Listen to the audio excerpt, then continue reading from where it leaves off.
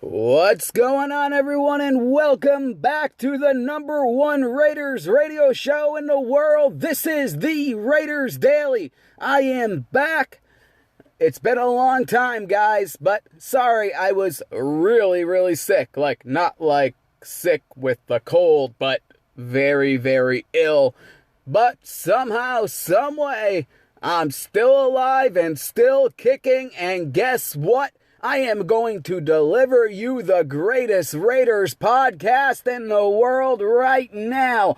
We got the whole draft to talk about, and I gotta tell you right now, Mike Mayock, his first time being a GM for an NFL draft, completely nailed it. This guy outshined everyone. In fact, Mike Mayock, I've said it before, I'll say it again, give him the award for best general manager of the offseason. This guy has hit it every single level, through free agency, through the draft. This guy has done it all. The only thing he regrets, and I'll talk about it later, was not getting a trade, because the Raiders did want to trade back with that, with the early pick there. They wanted to trade back out of the fourth spot and still get their guy and maybe get another guy.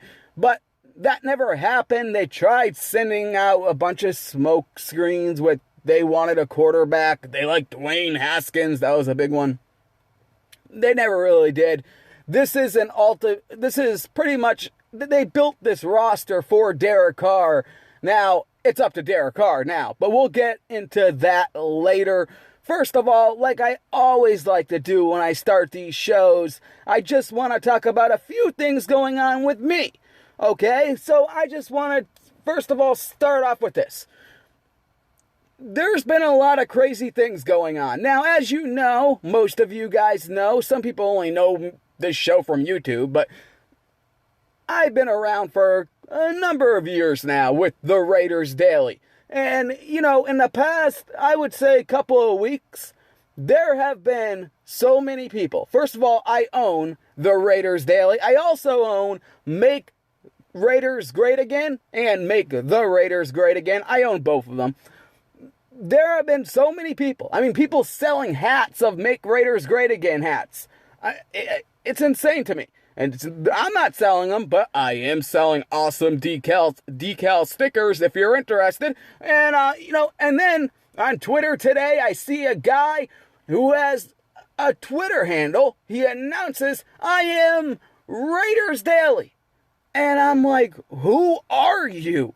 You have 20 followers. He's apparently with some kind of podcast, I don't know, something pylon for something. I don't know what the hell the name of a fan cast is. There's so many of these Raider fan casts. It's unbelievable. Now, listen, if you're a Raider fan, go ahead and listen to them. I'm sure they're fun for you guys, but you guys got to understand this. When I started doing these shows, which, you can go all the way back to Mixcloud and find my shows. I've been doing this since 2013, 14, doing podcasts. There was 3 Raider shows, and that was it. So, and that was one of the reasons, by the way, that I chose to cover this team, because I felt like a team like this, the Raiders, with such a rich history, with in my opinion, without a shadow of doubt, the best fan base in the NFL, deserves more. They deserve someone like me, a host, an analyst. Now, I am not a reporter. I am definitely not a writer. I've tried writing stuff for the RaidersDaily.com.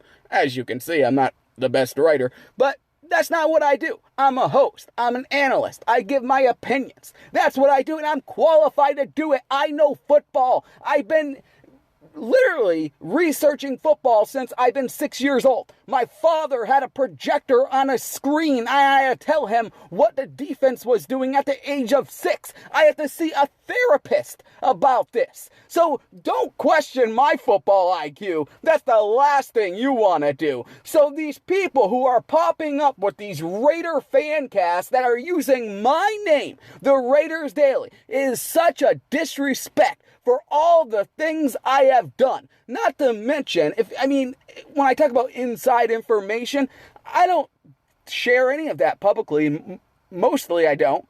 But the people who are in the Raiders Daily Elite, yes, they get things that you would never see in public. And you can ask any of those members. So, listen, here's the facts. They have a fan cast. I have an expert cast. Do not be using my name that I have spent years working on. This brand I have spent years working on, making it the #1 destination for Raider fans, for a podcast, for content to go on Twitter, all of this. And you're going to try just to use that name and piggyback off that name just to get a few followers, to get people confused.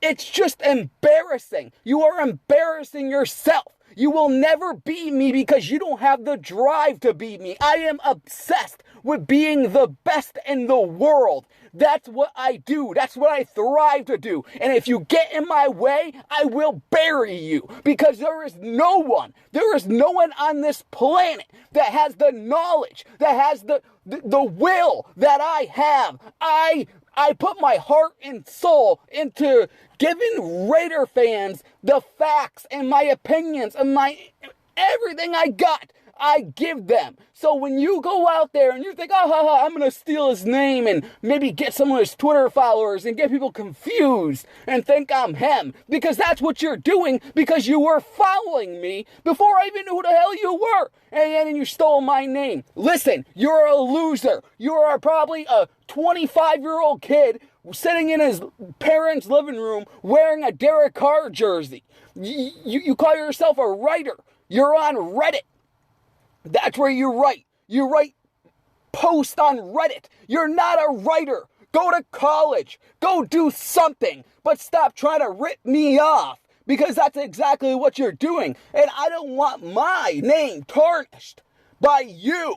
You pathetic loser, and your stupid little podcast, which sucks, by the way. I heard it plenty of times. It's terrible. It's awful. It's so bad I won't even plug it on my show. It's the worst thing I've ever heard. None of you guys are informed or know a thing about football. So shut your goddamn mouths and let the genius talk. Let the man talk. Let me talk. The expert, the best in the world, the Raiders Daily. That's all I gotta say about that. Okay, moving on. All right, here we go. The Raiders have this draft, like I said, they wanted to move back. They couldn't do it. So, what do the Raiders do? They know they needed a defensive end, right? We all knew that. Raiders needed a defensive end badly. Really, really badly. So, can't move back. I think the plan was maybe get a Joey Bosa or Nick Bosa, whatever. Maybe get him or Williams there and then move back later and get Clinton Farrell. Because they need a defensive end. I mean, look at their depth chart, for crying out loud. They needed a defensive end. But they felt like they couldn't get Farrell there at number 24. Not to mention, John Gruden already had plans at 24. And I know this for a fact, by the way. This isn't something I'm speculating. This isn't an opinion. This is a fact. John Gruden wanted Josh Jacobs, and the Raiders and Mike Mayock did an excellent job, like I said, once again, knowing that Josh Jacobs would be there at number 24 if they just waited. Because usually teams, if you notice, they don't take a lot of running backs in the first round. It just doesn't happen. But Josh Jacobs, he's a special running back. The reason why is usually Alabama, they run these guys to the ground. He did not get ran to the ground. He still has a lot left in him. And I'm telling you right now, that guy's going to be a superstar. Will Clinton Farrell, though, be a superstar? Their 4th overall pick. This is the guy. The hope is he is. The hope is that this guy can get after the quarterback, get after Patrick Mahomes, get after Joe Flacco, which shouldn't be hard, get after Phillip Rivers, which shouldn't be hard. Philip Rivers should have 32 kids by the time the season starts. So, I mean, it really shouldn't be hard. But, it's up to Clinton Farrell. It really is. It's going to be all up to him. But the one thing I want to say, and this is very, very important for all you Raider fans and all you talking heads on ESPN, the Dracula looking like Skip Bayless there, the guy who looks like Dracula, and Stephen A. Smith, and all those weirdos. Listen, don't ruin this kid's life, Clinton Farrell, by constantly comparing him to Khalil Mack. That is ridiculous, first of all. There's only one Khalil Mack, right? He no longer plays for the Raiders. The reason why he doesn't play for the Raiders is simply he wanted too much money, and the Raiders were willing to get more players than just keep him. Because, let's face it, the Raiders were not good with Khalil Mack. They needed to get better in a lot of areas. In a lot of areas. So that's exactly what they did, and that's what they've been doing through free agency and doing in the draft. And plus, remember, the draft is in Las Vegas next season. Remember, Las Vegas, the draft next year will be the first time the public, the world, hears the name, the Las Vegas Raiders. It's pretty much official then. It's going to be wild. It's going to be wild. And Mark Davis wants to be on the clock a lot during that draft. He wants the name the Las Vegas Raiders said 1 billion times during that draft. So that's something to think of too. Going forward into next season, they're going to want a lot of picks. So we will see what happens. So anyways, Clinton Farrell, he's fine as a defensive end. Like I said, I do think they reached for him, but so does Mike Mayock. But like I said, he wasn't going to be there at 24, and they had other plans at 24. But Farrell should be pretty good. That is the hope. My only concern, it isn't his on-the-field thing. It's his off-the-field thing. His agent is Joel Siegel, Khalil Mack's agent. I hope there's no holdout. They have not signed their contracts as I record this show. I mean, who knows? By the time I'm done recording this show, the guy could have signed his contract. Now, I don't believe this is going to be an issue, but you never know. It's going to all, with these rookies, it comes down to guaranteed money. So hopefully, this thing doesn't start out bad where he's holding out at training camp, because then it will turn into a disaster. With Joel Siegel as the agent, I could see him doing that, but I hope that does not happen, because John Gruden and Mike Mayock made it a point to go out and sign team guys, high character guys, and that's what Farrell is. Now, at 24, like I mentioned, they go out and they get Josh Jacobs. This is a guy, like I said, it's not like he had, huge numbers in college. They didn't use him that much at Alabama, and that's a good thing. But we know how good he is, especially if you watch the 2018 SEC championship game. He had 86 yards. He had 2 touchdowns on just 8 carries. 8 carries, guys. I mean, he was the most valuable player. He looked amazing. He looked like a guy who could not be stopped. I mean, this guy just looked really, really good. And I'm telling you right now, this guy is going to be a star. And then, of course, they had another pick in the first round. They go ahead and they pick up Carl Joseph's replacement. Now, the Raiders did not put the 5th-year option on Carl Joseph. I know Gruden likes to tell the media, oh, we like him. No, they don't. The Raiders and John Gruden, they want to win with his players. They do not want to win with Reggie McKenzie players. Now, I've been saying this for a long time. It's the truth. Now, as you can see on the roster, there isn't many players left that were there when Reggie McKenzie was in town. I mean, pretty soon you guys are going to have to believe what I'm telling you. This is the truth. When John Gruden got in there, he simply watched the practice film and thought this team was not competitive enough with Reggie McKenzie's picks. And Reggie McKenzie's picks have been terrible. They have been awful. So Carl Joseph, I believe, will play this season for the Raiders. I really do, because there is no trade market for him. If there was, he would have been shipped out of town already. but there is no trade market. But what do the Raiders do? They go out and they get a better version of Carl Joseph and Jonathan Abram. This guy is a really good safety. He really is. He's 6 feet tall, 205 pounds. This guy, I'm telling you, he can be good. He can be good. He really can. We'll see what happens. He started 13 games in 2018. He had 99 tackles, 9 for loss, 3 sacks, 2 interceptions, 5 pass breakups, and a forced fumble. This guy's on fire. High character guy, tough guy, just wants to go out there and lay people out and make great plays, and also can play in coverage. This is exactly what the Raiders needed, and they got him. They really did. And then in round 2, something that I thought might happen in round 1, they did it in round 2. Remember, they were picking very early in round 2. They moved back a little bit. They ended up picking at 40, I believe it was. They get Trayvon Mullen, a cornerback. Now, they need cornerbacks, because if you look at it, all they had was Garyon Conley and Daryl Worley, and I'm not so sure I'm sold on Daryl Worley. He had a couple of bad games last season, and Garyon Conley, I'm just not sold on him because he's always injured. I mean, that's the truth. So you really need to bring in some other cornerbacks. You really do. They bring in Trayvon Mullen. This guy, I watched all his film, not all his film, but a few games, and he looks pretty damn good. He really, really does. He did everything that, he was the title game defensive MVP. He had 6 tackles that game. He had a sack. He had an interception. He had a forced fumble. And he shut down Alabama's offense completely in the second half of that game. And he plays for Clemson, by the way. But the Raiders drafted pretty much everyone out of Clemson. But, he shut down Alabama in that game. He shut down their passing game. So I know Clemson has a good defense, so it's kind of hard.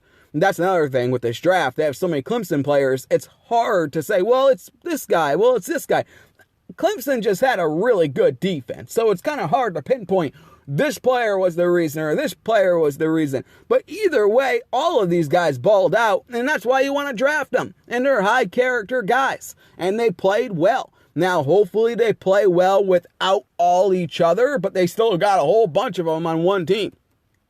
After that, the Raiders went out and got Max Crosby. Now, Max Crosby, I will say this, he does need to maybe get a little bit bigger.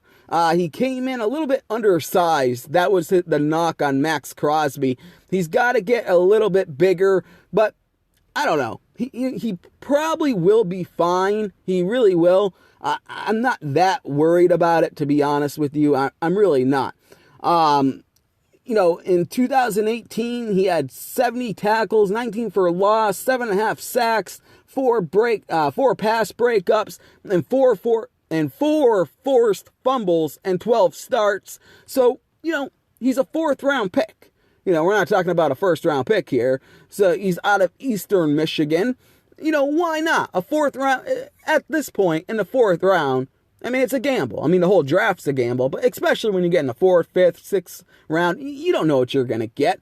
But you know what he is? He's a defensive end. Again, the Raiders need them. In fact, if you take a look at it, who knows? If Max Crosby can beat out Vincent Mayock and Josh Morrow, maybe the Raiders start the season with 2 rookies on the outside at defensive end. You never know. That could happen.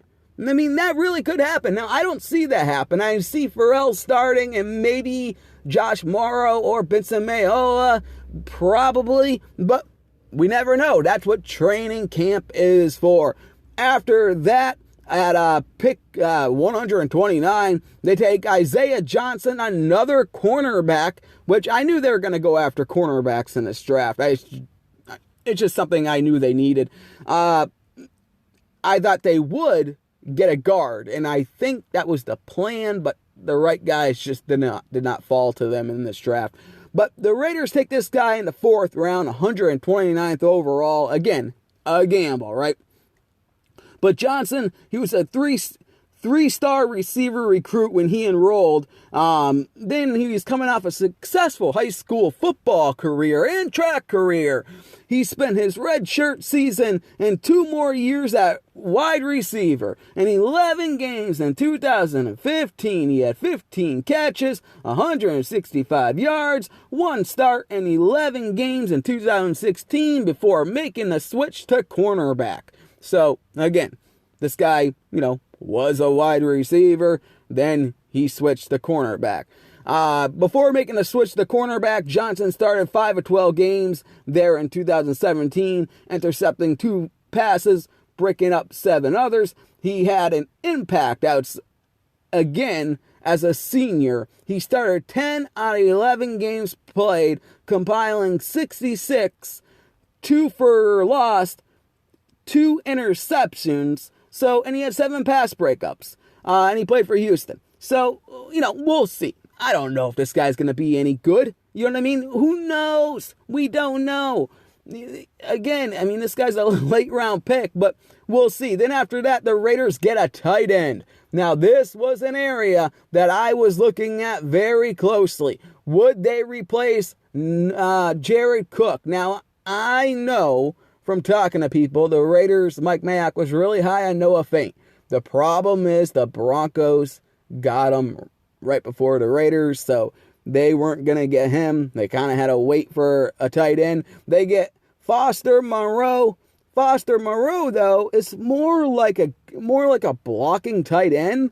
Maybe they feel like they can make him more of a catching tight end, because I have heard that. He's from LSU. He's 6'4", 253 pounds, but they mostly had him block. So the Raiders in training camp, they're going to see if this guy can catch the ball. And if he can, then so be it. If not, he's a blocking tight end. And that's why, by the way, in case you didn't know, the Raiders released Lee Smith, because they got a younger guy and a lot cheaper. So that's why they went that way. But Foster Moreau, who knows? Like I said, this guy could end up being really good at catching the football. Or he can just be a guy who blocks. Either way, the Raiders need both. And remember, at the tight end position, they do have Darren Waller there. Darren Waller is very, very intriguing. So I'm not that concerned with the tight end position. You got guys there. You still got Paul Butler hanging around. I know you got Derek Carrier, but I don't see him making the team. But let's just wait and see how that all shakes up, because who knows? Like I said, this guy could end up being a guy that catches the football. That could end up happening. We just don't know. It's so early, and training camp hasn't started, obviously. And then in the 5th round, a pick that I love. I really do. If this guy can translate his game into the NFL, I'm telling you right now, this guy will be a star in the NFL. Another Clemson player. His name is Hunter Renfrow. This guy reminds me of a Julian Edelman type. This guy just gets open. I don't know how he does it. He just gets open all the time. This guy is really, really good. Once again, another high character guy. You look at him, he doesn't look like an NFL player. He doesn't look like a football player. But he is, and he gets open, guys. This guy does get open. This guy started for the team, started for Clemson. I believe he was a 15-game starter. He had 534 yards. He was averaging almost 11 yards a catch. So, this is a guy that I'm telling you, he can be good. He can be very, very good. I would watch out for this guy. I would watch out for him big time. Look at that wide receiver depth chart, by the way. With the addition of Hunter Renfrow, if he comes on in training camp, don't be surprised if the Raiders have to release a guy they just signed in J.J. Nelson. Because, they're running out of room. They really are. You got Antonio Brown, Tyree Williams, Hunter Renfrow. J.J. Nelson, Marcel Aitman. You got Dwayne Haskins, who's they're going to, there's so many names there. There's so many names. And guess what? There's undrafted guys we're going to get to in a minute that I think might make this team. So there's so many wide receivers that I'm just telling you, if this guy comes out in training camp, I would watch out for that, because J.J. Nelson, he has the speed. This guy is very, very fast, but he has problems with his hands. That's not a problem for Hunter Renfrow. And then in the 7th round, the Raiders take a guy who no one ever heard of, named Quentin Bell. This guy, apparently, I think he used to be a wide receiver or something crazy like that. I forgot what it was. But he is another defensive end from Prairie View A&M. He's 6'4", 253 pounds. I mean, we shall see. I don't know what to say about this. I really don't. No one's seen this coming. So let's just give Quentin Bell here, let's just wait and see. I don't really have any thoughts about him because I don't know anything about him. I actually tried to go find some tape on the guy, and I can't even find tape. I found one thing that had a couple of highlights on it, but, I couldn't find real tape. I like to watch practice film tape, and I couldn't find that. I have to email the school. It's a whole big thing. I never even heard of Prairie View A&M. I just never heard of it. So anyways, before we end the show, we gotta talk about the undrafted guys. One of the big undrafted guys I was so happy the Raiders got, and listen, there were a lot of teams that, not a lot, but at least 6 teams that wanted this guy.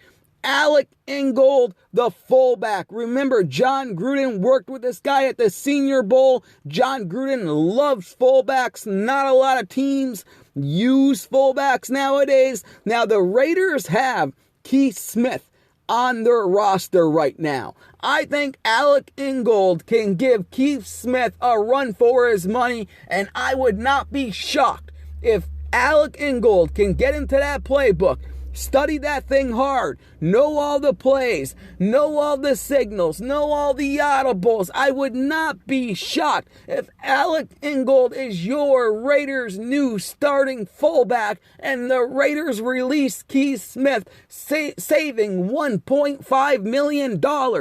Go with Alec Ingold. If this guy can translate to the NFL, I'm telling you, he's going to be good. This guy has it all. Now, I know they still have Ryan Juracek under contract, and maybe he'll be given a fair chance to make the roster. I don't know, but I'm telling you, Alec Ingold, this guy looked great in a Senior Bowl. He looked good the entire year. I mean, I couldn't believe he went undrafted. I'm not kidding. I know a lot of teams don't use fullbacks, but I really thought maybe the Patriots would take him. I know they got Devlin, I think his name is, but I mean, Alec Ingold is a guy I think should have got drafted. The other big name the Raiders got, which is kind of weird.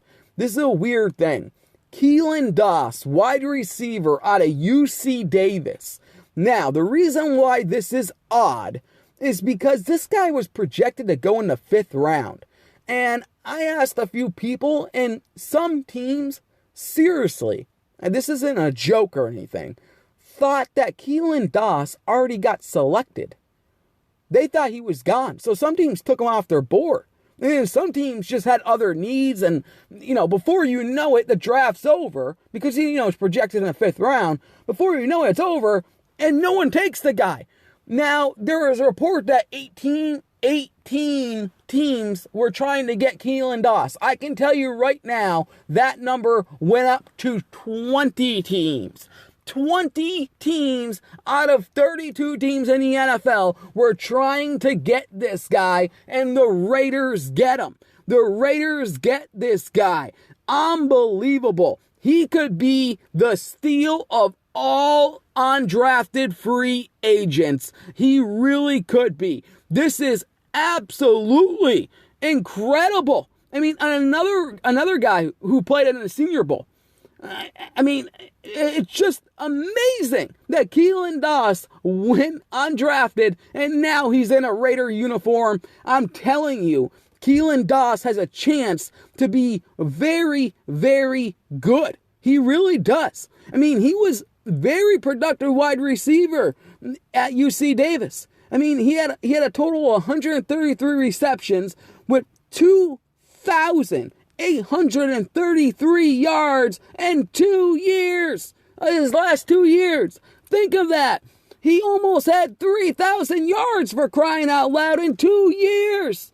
I mean, the guy doesn't have like that huge breakaway speed, but he can catch the football. And he has the size. I mean, he's athletic. I mean, this guy, I'm telling you, I mean, you can line him up in the slot all you want. You don't need a very fast guy to be in the slot. I mean, this is a guy. This is the guy. This guy is going to make the roster, I think. At the very least, he makes the practice squad. At the very least. And the other guy I just want to mention, I'm not going to mention all the undrafted guys. There's Andre James, obviously. Lester Cotton Sr., guard. A bunch of guys. Another guard from Louisville. Connie, Notre Dame linebacker. That guy could end up being good, but I don't want to, that guy is a very, very, very good run stopper, by the way. So there is a good chance, by the way, that Tevon Connie from Notre Dame could make this roster. I want to say that before I get into the next guy. Next guy I really do like, because I watch this film, is Koa Farmer, linebacker from Penn State. Now, listen. This guy, he is undersized. I'm not going to lie about that. And that's why he went undrafted. He's undersized. But this guy, I'm telling you, if you watch him, with his block shedding and things like that, this guy, he can do special things. And I think, a year in Paul Guenther's system, even if he makes the practice squad, maybe in 2020, this guy could be a starter. He really could be. I mean, him and Connie, Tevon Connie from Notre Dame and Koa Farmer from Penn State, those guys are going to battle it out in training camp. Maybe they both make the final 53. That would be interesting, because then you got Marquel Lee and Nicholas Morrow looking at each other like, oh, we are Reggie guys. Maybe we're out of here. Because that's the way it's going to look. And finally, I'm going to end on this note. The Raiders did get a couple more undrafted guys, but I don't have time to go over them. Listen. The Raiders, like I mentioned on the top of the show, they pretty much loaded this team for Derek Carr. They were never going to take a quarterback, especially high in this draft. That wasn't going to happen. The plan from the beginning was always to give Derek Carr everything. Give him a better offensive line. They did that with Trent Brown. They don't know what they're going to do. Colton Miller's supposed to start at the left side, but we'll see how everything unfolds. But either way, Trent Brown's really good. They got him a ton of weapons at wide receiver. This is Derek Carr's year. Now, I just let you guys know, I haven't been on a show in a while. I'm just going to be honest with you. Derek Carr's unfamous brother, Darren Carr, does not like me for some reason, because I said Derek Carr has to be successful this season. He apparently took great offense to that. But I really don't care what the third brother says. But anyways, listen, I want Derek Carr to succeed. But if he does not succeed this season with all this talent around him, I'm telling you, the Raiders are going to go in a different direction in the draft next season in Las Vegas. Because what is more of a splash in the draft?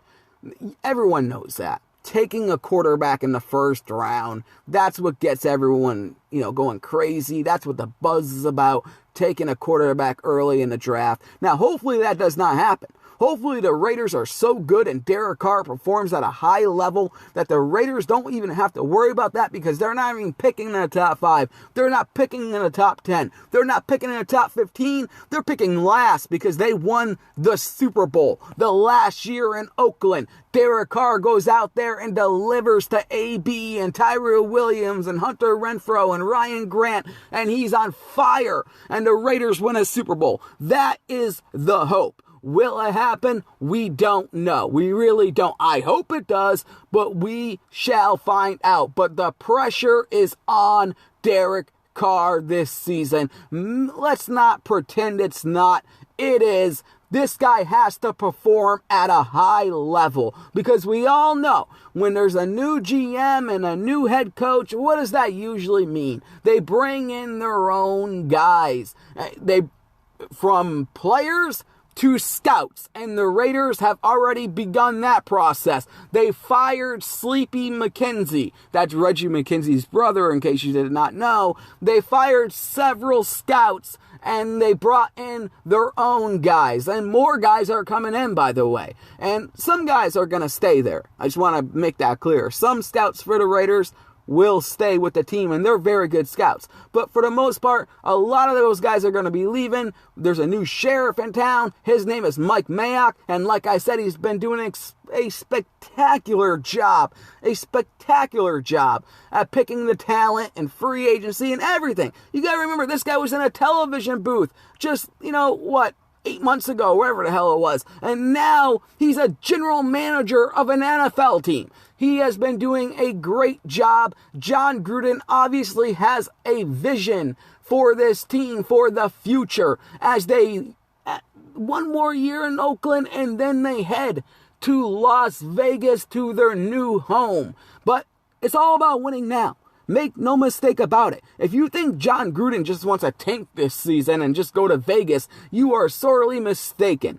John Gruden wants to win for Oakland. He wants to win this season. That's why they got Antonio Brown. That's why they spent so much money on him. That's why they got Trent Brown. That's why they got, Josh Jacobs. That's why they got all of these players, because they want to go out there and win. And win and win and win. Now, I do think they should have done a little bit more at the defensive end position, but still, with the offensive firepower, if this defense can just be average, this team will be able to compete in that division. I know people say, oh, well, look at the schedule. Well, I look at the schedule. Yes, the traveling sucks, but when I look at the teams, I don't buy it. The Jets, they don't scare me. The Colts, listen, it's the Colts. They play in the worst division in football. That's the truth. They're overrated every single year. Every year I hear, oh, this is Andrew Luck's season. He's the best quarterback in football. And maybe if they make the playoffs, he gets blown out by the Patriots. And you got the Tennessee Titans. They're always just average. I mean, none of those teams scare me. So, I mean, you look at that schedule, and to me, I see a schedule that's 10 games Raiders could win on that schedule. A couple of them, yes, are going to be difficult. But once again, this all ties back to Derek Carr.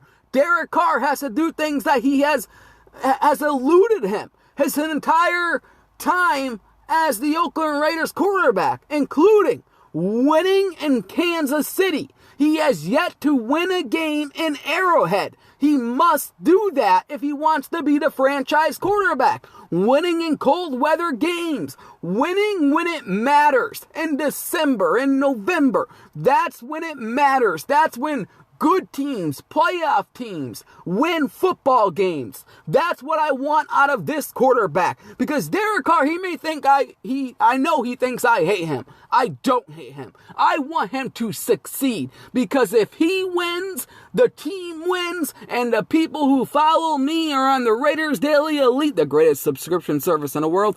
They are happy. It makes me happy. I want the Raiders to win every single game of the year. That's what I want out of him and this organization. I know I may be a little brash and I may be a little bit crazy that I demand winning, but that's just what I do. I don't buy into just, win, lose, or tie, I'm a Raider fan till I die. I don't buy into that. My thing is what Al Davis's thing was a long time ago, and I'm going to end the show like that. Just win, baby.